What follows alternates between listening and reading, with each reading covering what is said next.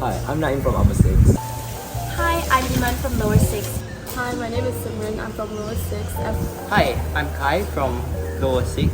Hi, my name is Zaya from Lower 6.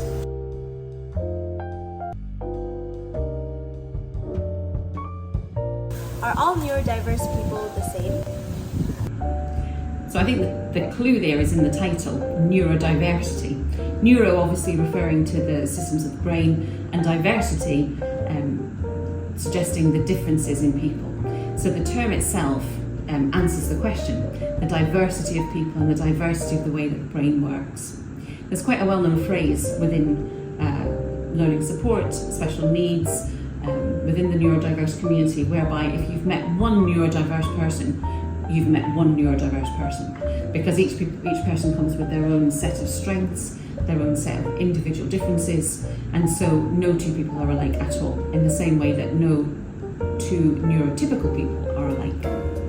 What are the changes we can make in education in order to cater for those who are neurodiverse?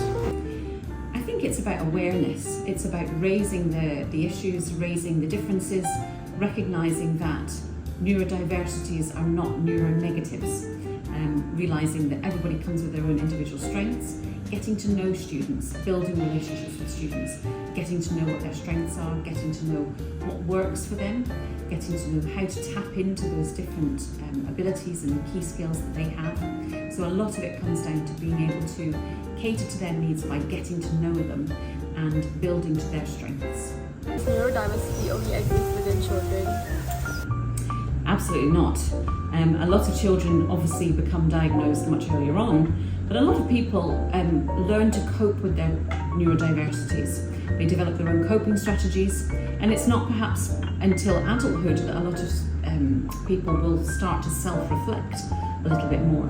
So we find that a lot of people are getting diagnosed later in life. They have developed their own coping strategies, developed their own techniques of finding their way through this muddled world that we live in with all of their different skills and talents. But sometimes people benefit from labels, sometimes people find the labelling quite negative, but sometimes for people it gives them a sense of identity, it enables them to understand themselves if they are able to recognise and have a diagnosis of their neurodiversities in a way that can often be very, very empowering.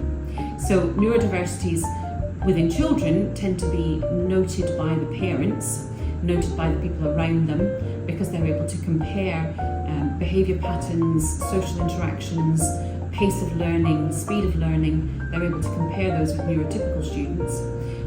Whereas with adults, quite often it's more of a self-motivated discovery. But no, there are neurodiversities amongst the entire population. How can society become more inclusive of neurodivergent people? I think going back to what I said before, it's about acceptance, and I think raising awareness of things. I think there's a lot of media interest at the moment. Things like TikTok are very good at raising awareness. It can also feed inaccurate information, so we need to be careful with that. But I think raising awareness, having high-profile celebrities, having people that are cast in movies, in the way that we perhaps saw 10, 15, 20 years ago, seeing more diversity in terms of people with physical differences, people being cast in wheelchairs, people being cast with cochlear implants, or blind people, things like the Paralympics, the branch of the Olympic Games where they look at people with physical disabilities. I think that was a really powerful movement in starting to look at the way that people are different, but the way that their strengths can be celebrated. How has the neurodiversity movement evolved over time? I think the big thing about it is that people are starting to see the magic in it. People are starting to see the positives in it. I think the vocabulary in the past has often been quite labelled with negative connotations. So we talked yesterday in the podcast about conditions, autistic spectrum disorder. People who are autistic are sort of renaming the community. They don't call themselves ASC or ASD, autistic spectrum condition, autistic spectrum disorder. I think they're now labelling themselves as autists. And that has a freedom to it. This is not a condition, this is not a disorder, this is just a feature of who I am. in the same way that you might label your religion or your culture. And so the vocabulary is changing, and I think that that is a really powerful way of people reclaiming and owning the neurodiversities in a way that makes it much more personalised, much more empowering, much more people having control over those things.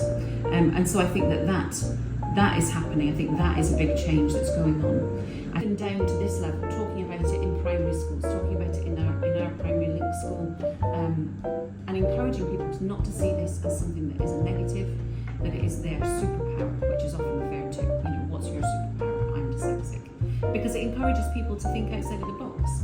People won't conform to working in the same rigid stereotypes that we might see from neurotypical people. So people come at things in a much more creative sense. And so recognising the strengths that we have, recognising the ability to instigate change and instigate awareness through difference, I think is a really